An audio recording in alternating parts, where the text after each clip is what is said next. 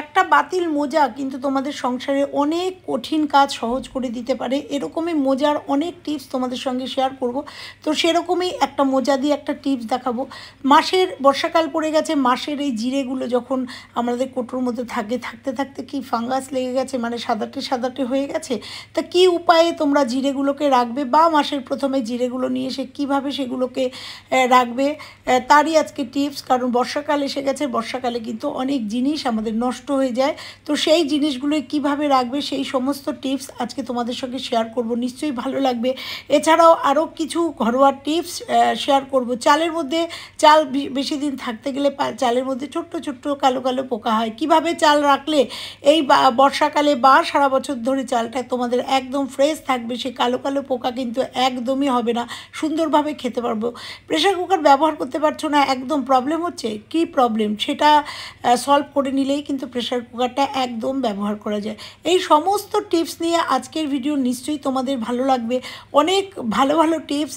মশারি যেমন আমরা রোজ গুজাতে ইচ্ছা করে না, কিভাবে রাখলে পরে মশারিটা সুন্দরও থাকবে, গোছাতেও হবে না। তো চলো এই সমস্ত টিপস নিয়ে আজকের ভিডিও। হ্যালো বন্ধুরা, কেমন আছো তোমরা? নিশ্চয়ই ভালো আছো, আমিও খুব ভালো আছি। তো আমার একটা নতুন টিপসের ভিডিওতে তোমাদের সবাইকে স্বাগত। দেখো জিরে নিয়ে এসেছি, আর এই জিরেটা আমার প্রায় 15-20 দিন চলে যাবে। তো এই জিরেটা দেখো আমি একটুখানি চেলে নিচ্ছি ছাঁকনির সাহায্যে। আমি জিরে কিন্তু সবসময় ধুয়ে নিই, কিন্তু যেহেতু এখন বর্ষাকাল, বাইরে প্রচণ্ড বৃষ্টি হচ্ছে, এখন ধোয়া যাবে না। আমি এটাকে কিভাবে রেখে দেবো, আর এটা যখন ব্যবহার করব তখন ধুয়ে নেব। তো দেখো গ্যাসে একটা ফ্রাইং প্যান চাপিয়ে দিয়েছি, আর গ্যাসটা ফুলে দিয়ে শুধু ফ্রাইং প্যানটা একটু গরম করে নেবো।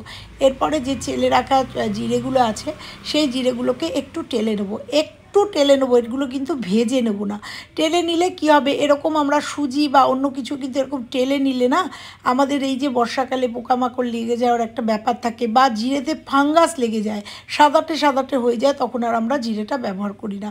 তো দেখো গ্যাসটা নিভিয়ে দিয়েছি, জাস্ট এটা গরম করে এপিট ওপিট দেখো হাত দিয়েই করছি, তার মানে বুঝতে পারছো জাস্ট একটু গরম হলে পরে পুরো জিরেটা, মাসের জিরেটা তোমরা যদি এইভাবে একটু নেড়ে চেড়ে নাও, মানে একটু গরম মানে এটা কাটিয়ে নাও, তাহলে তোমরা দেখতে পাবে যে এই জিরেটা তোমরা 1 মাস 2 মাস ব্যবহার করলেও যে জিরের গায়ে একটা সাদা সাদা একটা ফাঙ্গাস হয় সেটা হবে না। তারপরে এরকম একটা জারে ভরে রাখো। এইরকমই কিন্তু চালও আমাদের বেশি দিন, অনেক চাল যখন থাকে আমাদের, দেখতে পাচ্ছ এই কাপের 2 কাপ করে প্রত্যেক দিন চাল রান্না হয়। তো এই চালগুলো দীর্ঘদিন থাকতে থাকতে নিচের চালগুলোতে কিন্তু কালো কালো পোকা লেগে যায়। সেক্ষেত্রে তখন ভাতটা খেতেও ভালো লাগে না, একটা গন্ধও। আর তাছাড়া সেই পোকা দূর করতে কিন্তু আমাদের অনেকটা বেগ পেতে হয়। এরকম প্রচুর চালে আমার পোকা লেগেছে, আমি থালার মধ্যে ছড়িয়ে রেখে সেই পোকা দূর করেছি। কিন্তু একটা টিপস তোমাদের সঙ্গে শেয়ার করব, সেটার জন্য এই শুকনো লঙ্কা যদি তোমরা এই চালের মধ্যে একদম নিচের থেকে ঢালার সময় দিয়ে রাখো, তাহলে কিন্তু এই যে ছোট ছোট কালো কালো যে পোকাগুলো আমরা চালের মধ্যে দেখতে পাই, সেই পোকাগুলো কিন্তু আর লাগবে না, চালগুলো খেয়ে নেবে না, চালগুলো অনেক সময় পাউডার করে দেয়। তো দেখো আমি 4-5টা লঙ্কা এর মধ্যে দিয়ে ওপর নিচ করে একদম নিচের লঙ্কাগুলোকে ঢুকিয়ে দেবো, তাতে কারণ ওপর থেকে তো আমরা চালটা রান্নাই করব, কিন্তু নিচের চালগুলোতে প্রবলেম হয়ে যায়। তো ছোট্ট ছোট্ট টিপস, কিন্তু এই টিপসগুলো কিন্তু ভীষণ উপকারী। এরপরে আমি বন্ধ করে রাখবো। ছোট্ট একটা টিপস, ভালো লাগলে লাইক করে দিয়ে যাবো। চলে যাবো পরের টিপসে। প্রেশার কুকারটা আমার দীর্ঘদিন আমি ব্যবহার করি না, তার কারণ হচ্ছে হ্যান্ডেলটা খুলে গেছে। আর কুড়েমির জন্য এই হ্যান্ডেলটা বাজারে নিয়েও যাওয়া হয় না। কুড়েমির জন্য দেখো এখানে নোংরাও পড়েছে, এগুলো পরিষ্কার করে নেবো। কুড়েমির জন্য এই হ্যান্ডেলটা লাগিয়ে নিয়ে আসা যায় না। তো ভাবলাম ছোট্ট একটা টিপসের মাধ্যমে এটা রেডি করে রাখি, যতক্ষণ না হ্যান্ডেল লাগাতে যাচ্ছি ততক্ষণ আমি এইভাবে কিন্তু এই ব্যবহার করতে পারি। কারণ প্রেশার কুকার যখন কাজ করি তখন নামাতে গেলে কিন্তু ডাইরেক্ট হাত দিলে গরম লাগে, আর সব সময় ন্যাকড়া দিয়ে ধরার কথা মনে থাকে না, ঝম করে হাত দিয়ে ফেলি, আর হাতে কিন্তু আমরা ছ্যাঁকা খাই বা হাতটা গরম লাগে। সেক্ষেত্রে আমাদের এই সেলো টেপ কিন্তু বাড়িতে থাকেই। এই সেলো টেপগুলোর খুব বেশি দাম না, আর এই সেলো টেপ কিন্তু অনেক প্রয়োজনে লাগে। তো আমার ঘরেও আছে, তোমরা 20 টাকার যে ছোটো একটু মোটা সেলো টেপ আছে সেই সেলো টেপ দিয়েও কিন্তু এই কাজটা করতে পারো। প্রেশার কুকারটা বাতিল না করে দিয়ে এইভাবে সেলো টেপ দিয়ে যদি এইটা হ্যান্ডেলটা এরকম করে পেঁচিয়ে নাও। হঠাৎ করে মনে পড়লো আমার শ্বশুরও কিন্তু এটা করতেন। আমার শ্বশুর সেলো টেপ দিতেন না, কিছু একটা জড়াতেন, কিন্তু এখন মনে পড়ছে না। কিছু একটা এরকম করে জড়িয়ে হ্যান্ডেলটাকে মোটা করে দিতেন, তাতে আমাদের আর কিন্তু পরবর্তীতে এই প্রেশার কুকারটা ব্যবহার করতে কোনো অসুবিধা হতো না। হঠাৎ করে মনে পড়াতে তাই ভাবলাম সেলো টেপটা জড়িয়ে দিই। তোমরা হয়তো ভাবছো সেলো টেপটা গলে যেতে পারে, না, কখনোই গলবে না। তোমাদের কখনো রান্না করলে আমি অন ক্যামেরায় দেখে দেবো যে এই সেলো টেপটা কিছুই হবে না।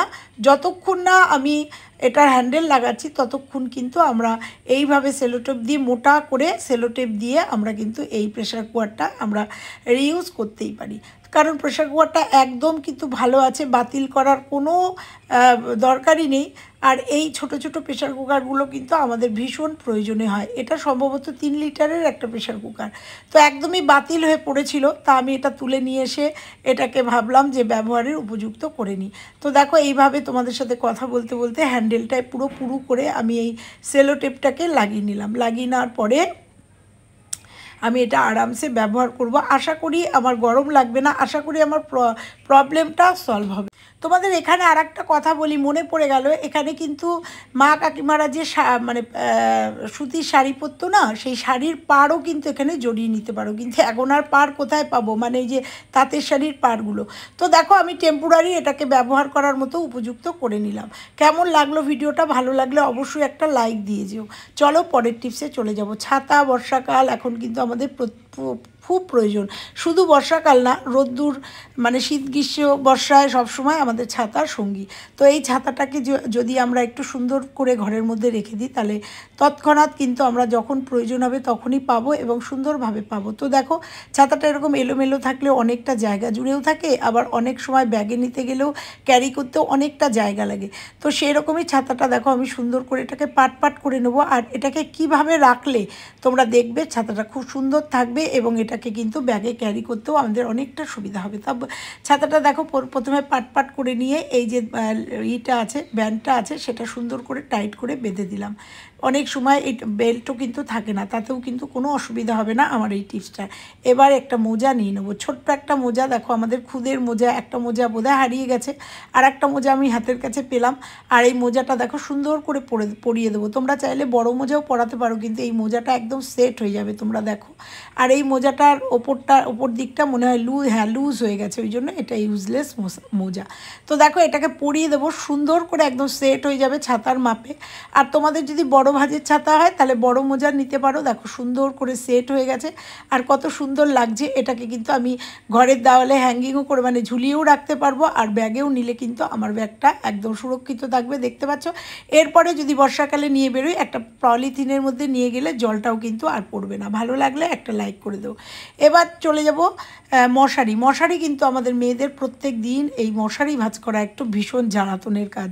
প্রত্যেক দিন ভীষণ বিরক্ত লাগে। এর আগে তোমাদের দেখিয়েছি মশারি কিভাবে রাখবে, তো আজকে আর একটা সহজ পদ্ধতি দেখাচ্ছি। মশারিটা জাস্ট এই মাথার দিকটা একটুখানি ঘুচুমুচি করেই মুখগুলোকে এক করে নেবে, এক করে জাস্ট একটু পেঁচিয়ে নেবে, কারণ একটু ছোট করে নিতে হবে। ছোট করে নিয়ে কিভাবে রাখবে, একদম চটজলদির কাজ, খুব ভালো কাজ, আর খুব তাড়াতাড়ি তোমাদের হয়ে যাবে, দেখতেও ভালো লাগবে। এই দেখো এরকম ঘুচুমুচু করে নিয়েছি, আর একটা বালিশের কভার নিয়েছি, একটা ভালো বালিশের কভার নিয়েছি, আর এই কভারের মধ্যে মশারিটাকে ঢুকিয়ে দেবো।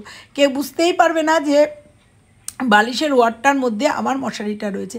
তাতে আমার বিছানাটাও দেখতে ভালো লাগবে, বা যেখানেই রাখি সেখানে দেখতেও ভালো লাগবে। মশারিটা ভাঁজও করতে হবে না, সুন্দরভাবে মশারিটা এক জায়গায় থেকে যাবে।